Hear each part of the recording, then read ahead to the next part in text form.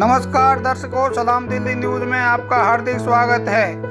दर्शकों, real estate एक ऐसा सुहाना सपना लगता है और लोग चाहते हैं कि वो भी आधुनिक सुविधाओं से सज्जित इन अपार्टमेंट में, बड़े बड़े अपार्टमेंट में अपना फ्लैट लें, अपना पैसा इन्वेस्ट करें।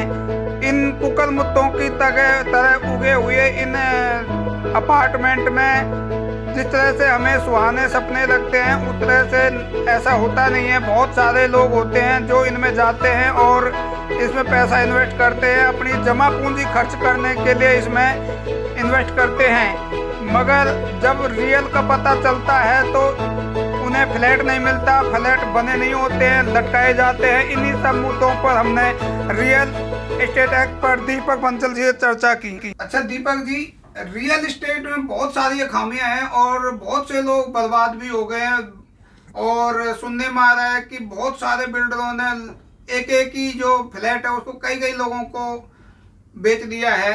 आप रियल एस्टेट से जुड़े हुए हैं, तो क्या क्या खामियां हैं रियल एस्टेट में?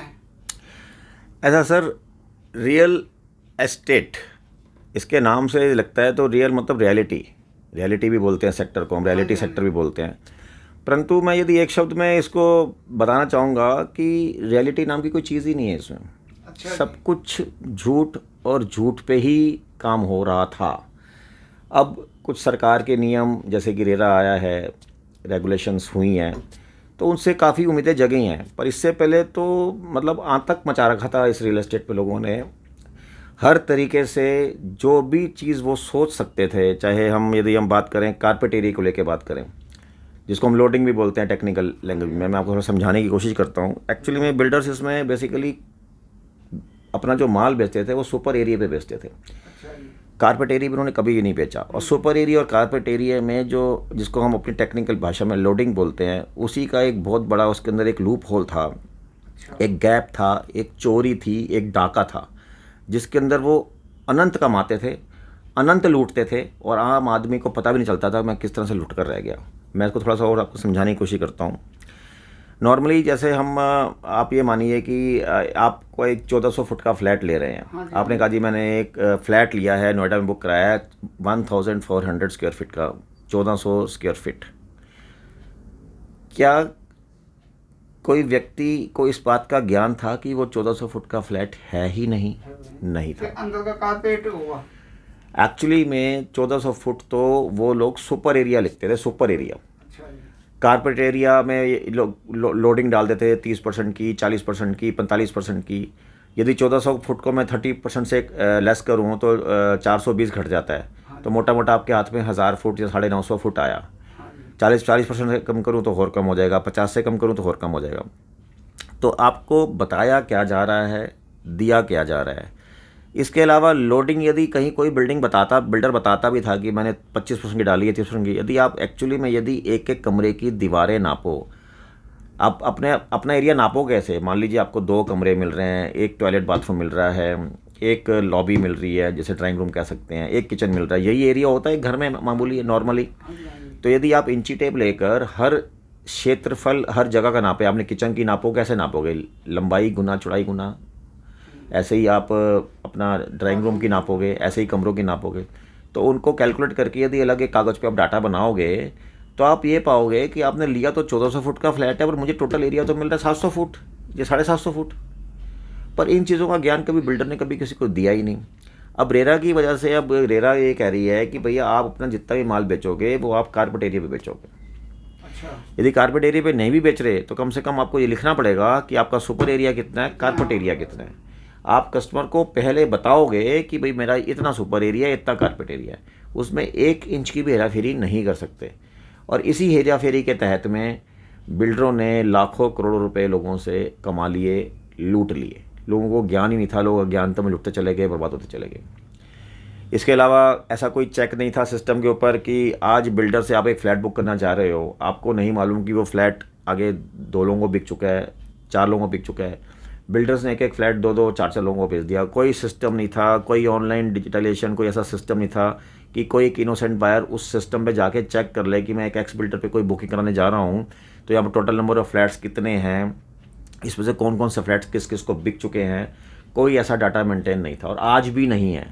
सिर्फ यूपी गवर्नमेंट ने कुछ ऐसे अभी नए कानून लाए हैं जिससे कि हम काफ़ी राहत महसूस कर सकते हैं और राहत हो। फ्लैट कई कई लोगों को बेच देते थे। कोई कोई चेक नहीं था ना जी, बेसिकली गुंडागर्दी थी अपनी, बेवकूफ़ बन रहे थे लोग और ये बना रहे थे। ये एक फ्लैट आज मान लीजिए मैं बिल्डर हूँ और आप मेरे पास फ्लैट बुक करने आए हैं, तो मैंने तो आपको एक बिल्डर बायर एग्रीमेंट ही तो देना है 5-7-10 पेज का। उस पर लिख दिया कि हाँ जी भाई साहब आपको मैंने ये फ्लैट नंबर इस फ्लोर पे इतने का बेच दिया। वो एग्रीमेंट में एक फ्लैट का 100 लोगों को बना दूँ ना, क्या पता चल रहा है आपको? तो नहीं पता चल रहा है ना। और 100 के 100 लोगों को भी नहीं पता चल रहा कि ये फ्लैट में बाकी 99 किस किस को बेच चुका हूँ। वो तो, और वो बात कभी खुल भी नहीं सकती अनलेस एंड अनटिल जिस दिन मैं पोजेशन पे आऊँगा।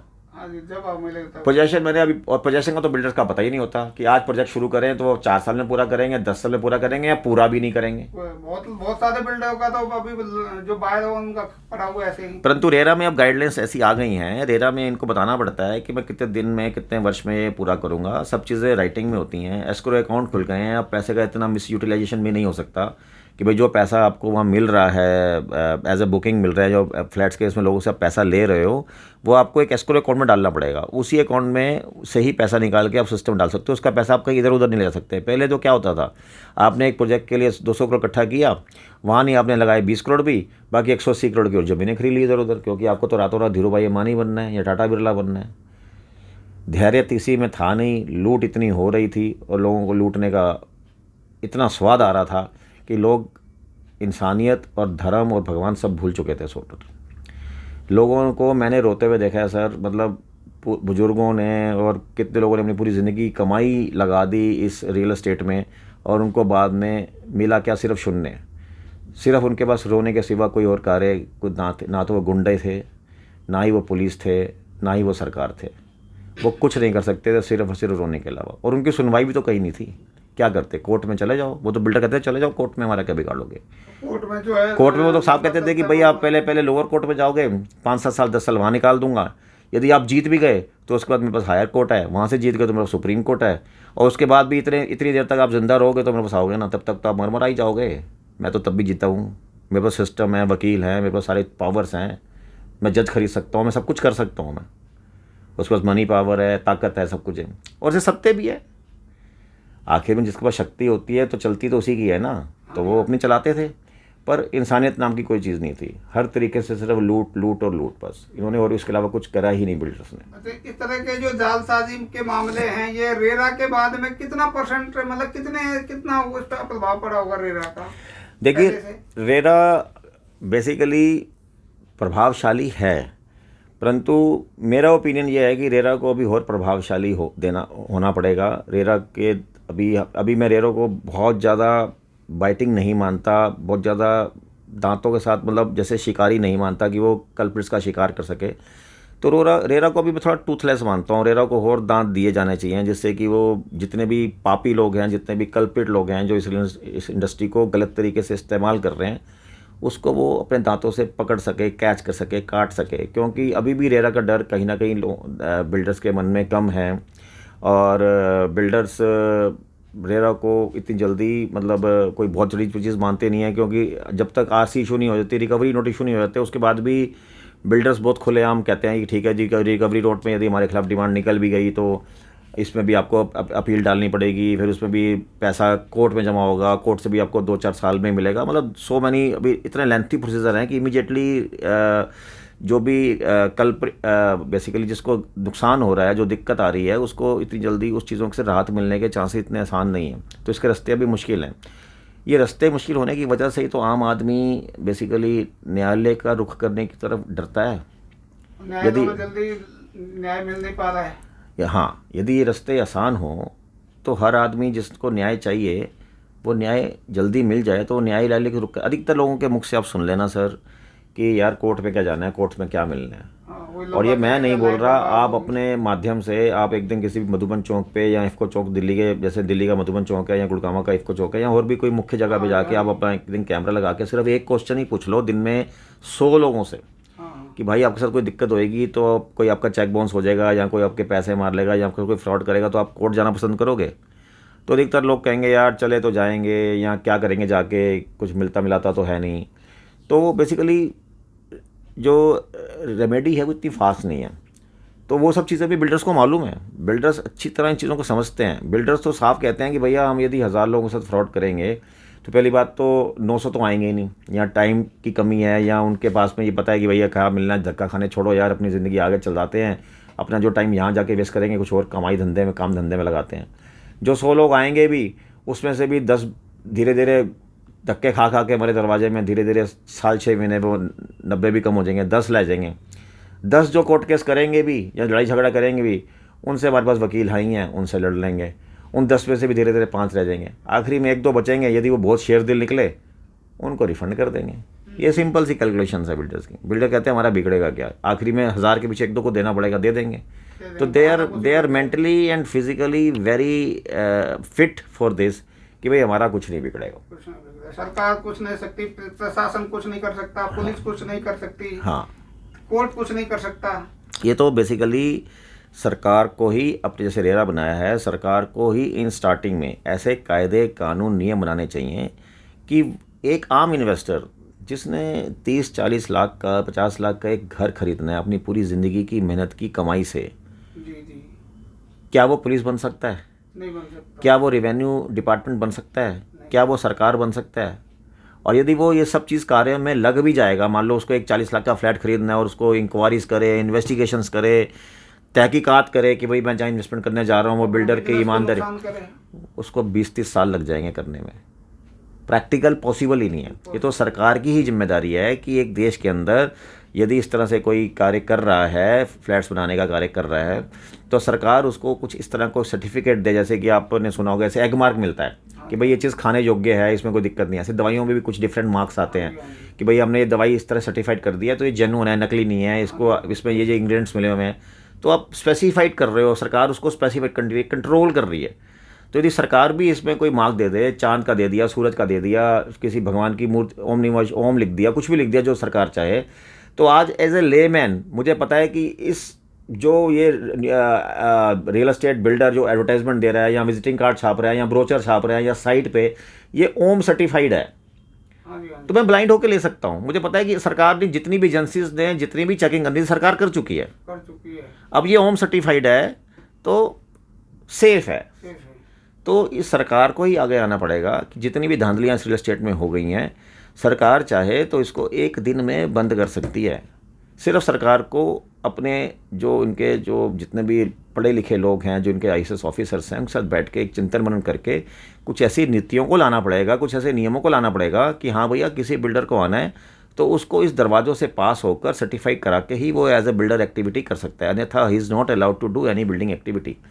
तो बिल्कुल 0 पे ये फ्रॉड आ जाएगा पूरे रियल एस्टेट का, पूरे भारत के अंदर एक दिन के अंदर।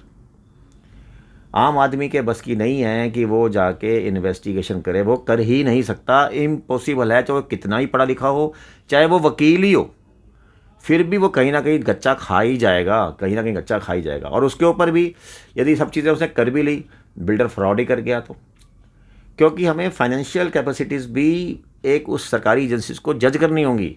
यदि उसने बाकी सारी चीज़ें प्रूव कर दी, लैंड अच्छी है, सब कुछ अच्छा है, पर फाइनेंशियली मैं कैपेबल नहीं हूँ एज ए बिल्डर, मेरी औकात 100 करोड़ की है, मैं 1000 करोड़ का प्रोजेक्ट बनाने चला जा रहा हूँ और मैं कल को बना ही नहीं सकता, तो अगेन मैं डिफ़ॉल्ट करूँगा और डिफ़ॉल्ट करके फिर आम आदमी की ज़िंदगी को मैं ख़राब करूँगा। तो बेसिकली छोटी छोटी चीज़ें सरकार को ही करनी पड़ेंगी फिक्स, और उससे जिससे कि पूरे भारत के अंदर कोई भी इन्वेस्टर, चाहे वो 10 लाख का फ्लैट ले रहा है, चाहे वो 1 करोड़ का फ्लैट ले रहा है, आंखें बंद कर सरकार की एक स्टैम्प उस पर लगी हुई है किसी भी नाम से, वो खरीद सकता है। और 0 एरर पे विन विन सिचुएशन वो रियल एस्टेट इंडस्ट्री के लिए भी रहेगी, रियल एस्टेट मैन्युफैक्चरर जो बिल्डर है उसके लिए भी रहेगी, रियल एस्टेट बायर के लिए भी, इन्वेस्टर के लिए भी रहेगी, और सरकार के लिए भी रहेगी। अभी आपने इतनी सारी जो खामियां हैं वो बताई। अभी सरकार ने इन सब चीज़ों को, अभी एक जो हमारे जो छोटे बजट वाले लोग खरीदार हैं उनके लिए, एक गरीब जैसे लोगों के लिए कि जिसके पास मकान नहीं है वो लेगा, अफोर्डेबल जो फ्लैट आए हैं, इसमें कुछ गड़बड़ झाला है, तो उसमें क्या आपको क्या लगता है कि क्या इसका किस तरह मिसयूज होता है? देखिए सर, हमारे प्रधानमंत्री नरेंद्र मोदी जी जो मतलब दिन रात सोचते रहते हैं कि किस तरह से देश के साथ अच्छा किया जाए, किस तरह से देशवासियों को सुख दिया जाए, किस तरह से देशवासियों के लिए कुछ अच्छी चीज़ें कर दी जाएं। मतलब उनको तो मेरे ख्याल से बस उसके अलावा कुछ सोचता ही नहीं है, सोते मेरे ख्याल 2-3 घंटे ही हैं जहाँ तक मुझे ज्ञान है वो। पर वो अकेले भी क्या कर लें, जहाँ तो ब्लड में ही बेईमानी है। हाँ अब उन्होंने इतनी अच्छी योजना बनवाई, प्रधानमंत्री आवास योजना, एक 20-22 लाख का फ्लैट 2 बेडरूम का कहाँ मिलता है साहब, कहाँ मिलता है। उन्होंने रेट्स निर्धारित कर दिए, 4,000 रुपये फुट का गुड़गांव में निर्धारित है रेट। उन्होंने एरिया निर्धारित कर दिया कि भाई इतने फुट का अंदाज़ा 550-600 फुट का फ्लैट है। उन्होंने बालकोनी का रेट निर्धारित कर दिया कि बालकोनी 100 रुपये फुट से ज़्यादा बेच नहीं, 100 रुपये फुट के ज़्यादा बेच नहीं सकते। एक एक चीज़ निर्धारित कर दी, उसके बावजूद भी इस पर इतने घपले। आज की डेट में कितनी जगह पे 2 बेडरूम के फ्लैट्स प्रीमियम पे बेचे जा रहे हैं विदाउट अलॉटमेंट, 3 बेडरूम के फ्लैट्स बिना प्रीमियम पे बेचे जा रहे हैं। क्यों, किस लिए? बेसिकली जब सरकार ने कहा है कि भाई आपने एक 5 एकड़ में करीब 650 फ्लैट्स बनते हैं, तो 650 फ्लैट्स की आप एक बुकिंग डेट शुरू करो, एक लास्ट डेट ऑफ बुकिंग रखो। इस बुकिंग डेट स्टार्टिंग से लेकर लास्ट डेट के बीच में आपके पास बुकिंग्स 600 आ जाएँ, 800 आ जाएँ, 1000 आ जाएँ, 3000 आ जाएँ, जितनी भी आ जाएँ, आप उन बुकिंग्स की डिजिटल अलॉटमेंट निकालो, जिसके फ्लैट्स आ जाएँ और उनका पैसा बाकियों का वापस कर दो। ना तो यहाँ पर कोई ऐसी नीति ऐसी है कि पैसा कब लेना है, कितने दिन तक रखना है, कब अलॉटमेंट निकालनी है और कब पैसा वापस करना है। बुकिंग से लेके पैसा वापसी तक भी बिल्डर्स पैसे को इकट्ठा करके इन्वेस्टर्स का मिसयूज़ कर रहे हैं। अलॉटमेंट में तो कर ही रहे हैं, इसमें भी मिसयूज़ कर रहे हैं, क्योंकि कोई ऐसी चीज़ें हैं ही नहीं। कब कब बुकिंग ले लेते हैं, पैसा अपने पास इस्तेमाल करते हैं, 5-5, 6-6, 8-8 महीने तक उसके अलॉटमेंट नहीं निकालते हैं। उसके अंदर कानून का वो इस्तेमाल तो जरूर कर रहे होंगे, वो मुझे पूरा ज्ञान नहीं है, पर कानून का वो बेसिकली मिसयूज़ कर रहे होंगे, यूज़ नहीं कर रहे होंगे, मिसयूज़ कर। उनको पता होगा कि भाई किस तरीके से हमने इस चीज़ को घुमाना है। तो इसके अंदर भी सरकार की तरफ से क्लैरिटी होनी चाहिए कि आप इससे पहले, इस तारीख से पहले एक बुकिंग भी ले नहीं सकते ऑन दिस अकाउंट। इतने दिन तक आपने बुकिंग खोलनी है और इतने दिन में बंद करनी है। उसके इतने दिन के अंदर अंदर डिजिटल अलॉटमेंट निकालनी है और उसके इतने दिन के अंदर अंदर पैसा वापस करना है, और नहीं करोगे तो इतने % का इंटरेस्ट लगा के वापस देना है। कोई कंट्रोल नहीं है पूरे सिस्टम के ऊपर। इस पूरे सिस्टम में बुकिंग डेट से लेके पैसा वापसी तक भी कितने ही तरह की परेशानियाँ, कितनी ही तरह की दिक्कतें, कितनी ही तरह की गोलमाल। अगेन फिर प्रधानमंत्री आवास योजना को तो फिल करने में लग गए ना ये लोग भी। प्रधानमंत्री जी ने तो इतनी अच्छी योजना बनाई कि भाई एक आम आदमी को 20-22 लाख का फ्लैट मिल जाएगा, लोन की व्यवस्था भी कर दी, सब कुछ कर दिया। पर इसके अंदर भी अब कितनी उन्होंने लूपहोल्स निकाली है। भारतीय दिमाग है ना जी, लूपहोल्स निकालने में तो है।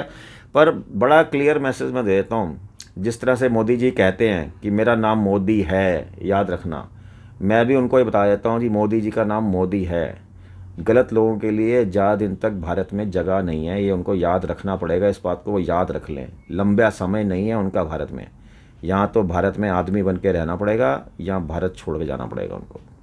अच्छा दीपक जी, आपने इतनी सारी खामी बताई हैं और एक फ्लैट को कई लोगों को बेच दिया। प्रधानमंत्री आवास योजना, इसमें भी लोग, बिल्डर लोग वो हैं, इसमें भी घपला कर रहे हैं।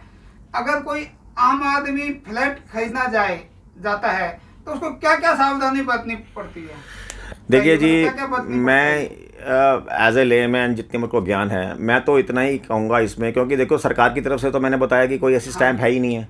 अब एक लेमैन एक फ्लैट खरीदने जा रहा है, वो इन्वेस्टिगेशंस भी नहीं कर सकता, स्टडी भी नहीं कर सकता।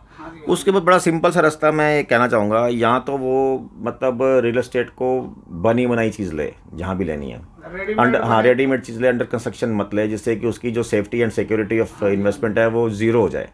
भाई एक चीज़ बनी हुई चीज़ है, वो उसके पैसे दे रहा है, उसकी रजिस्ट्री हाथ के हाथ करवा रहा है, कब्जा ले रहा है, तो उसकी बस चीज़ मिल गई, कोई डिफ़ॉल्ट नहीं है कहीं भी। दूसरी बात, वो ब्रांडेड में जाए। जो बड़े ब्रांड्स हैं जैसे टाटा है, बिरला है, गोदरेज है, ये लोग अच्छे ब्रांड्स हैं, मतलब इनके ब्लड में ही नहीं है कि कोई हम गलत चीज़ करें। ये लोग गलत चीज़ सोच भी नहीं सकते। तो वहाँ भी उसको कोई धोखा मिलने की संभावना बिल्कुल 0-0 है। और तीसरा ये है कि इन सब चीज़ों के अंदर भी वो नहीं जाना चाहता, ब्रांड्स में भी नहीं जाना चाहता, रेडीमेड भी नहीं लेना चाहता ड्यू टू सम रीजंस। तो फिर वो थोड़ा मार्केट से स्टडी करे, थोड़ा 10-20-50 डीलरों को फ़ोन करके पूछे, थोड़ा कुछ जो डिफरेंट, थोड़ा बिल्डरों से, मतलब आज मान लो मेरे बारे में पूछना है, मेरा रियल एस्टेट काम है, तो मेरे जो और रियल एस्टेट भाई हैं जो मेरे आसपास, उनसे बारे में पूछ ले भाई इनका क्या नेचर है, इनकी डीलिंग कैसी है। मतलब मुझसे डील करने से पहले मेरे बारे में 10-20 लोगों से बाजार में पूछ ले, उसी ट्रेड के। तो यदि मेरे में कोई बुराई होगी तो बड़ी जल्दी उजागर हो जाएगी, नहीं भाई उनसे काम मत करना, या गलत आदमी है ये। बहुत बेसिक, पर फिर भी मैं चाहूँगा कि अवॉइड करें। मतलब ये देखो, पैसा आदमी मतलब तिल तिल करके कमाता है, और हमारे भारत में मतलब देखो, एक घर बनाना एक सपना है, ड्रीम है एक आम आदमी का, कि मेरा एक घर हो, मेरी एक दुकान हो। और मेरे ख्याल से 90% लोग ऐसे हैं जो पूरी ज़िंदगी में अपनी मेहनत से पैसे कमा के एक घर और एक दुकान बना सकते हैं। और उस एक इंसान ने पूरी ज़िंदगी मेहनत करके घर और एक दुकान के लिए कुछ सिस्टम संजोया और वो कोई लूट के ले जाए। लोगों ने तहस-नहस कर दिया, ख्वाबों को, उसके परिवार के बच्चों तक को, जो तो बापा दादा खरीदे पोता बढ़ते, उस सपने को भी उन्होंने चूना लगा। तो क्या बीतेगी उसके दिल पे। सही बात है। और ऊपर से बताओ ऐसे लोग, मतलब मैं बताता हूँ वो लोग इतने दुखी हैं, मतलब उसमें मैं तो बार बार भारत सरकार को भी बोलता हूँ कि भारत सरकार को इस पर भी आना चाहिए। अब एक तो बेचारे ने फ्लैट लिया, बिल्डर तो लखा गया, उस फ्लैट को लेने के लिए लोन लिया, बैंक गलत कह रहे हैं, बैंक कह रहे हैं हमारी गलती क्या है, हमारे को तो ईएमआई दो। किस बात की ईएमआई दें भाई तुमको?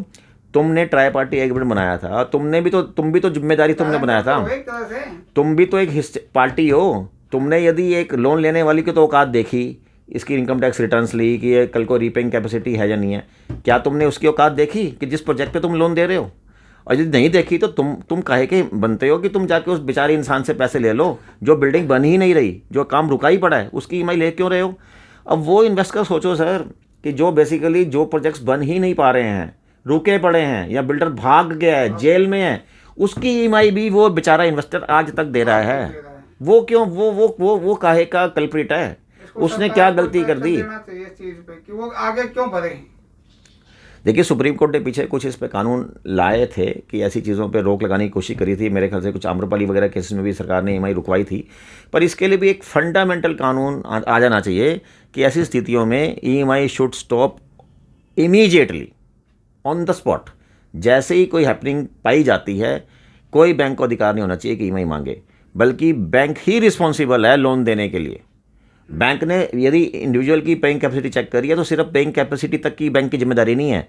बैंक जिस प्रोजेक्ट पे लोन देने जा रहा है, बैंक की पूरी जिम्मेदारी बनती है कि उस प्रोजेक्ट की भी पूरी थीसिस को समझे, पूरी इन्वेस्टिगेशन करे कि क्या ये प्रोजेक्ट आखिर तक बनेगा, वायबल है, या बैंक ने सिर्फ और सिर्फ अपना लोन देना और लोन वसूल करने की जिम्मेदारी को अपना धंधा पूरा कर लिया, कस्टमर मरता है मरे, मेरा घर तो पूरा हो रहा है। यदि ये सोच से बैंक काम कर रहे हैं तो बैंक भी बिल्कुल गलत काम कर रहे हैं। दीपक जी, आपने जो फ्लैट खरीदने वाले हैं उनको काफ़ी सावधानी बरतने के कुछ उपाय बताए, और उन पे हमारे दर्शक जो भी खरीदने जाए सबसे पहले आप सर्वे करें अपने हिसाब से, और जो भी दीपक जी ने बताया उस पर विचार करें। और दीपक जी, आपने हमारे चैनल को समय दिया, इसके लिए आपका बहुत बहुत शुक्रिया। धन्यवाद जी, धन्यवाद।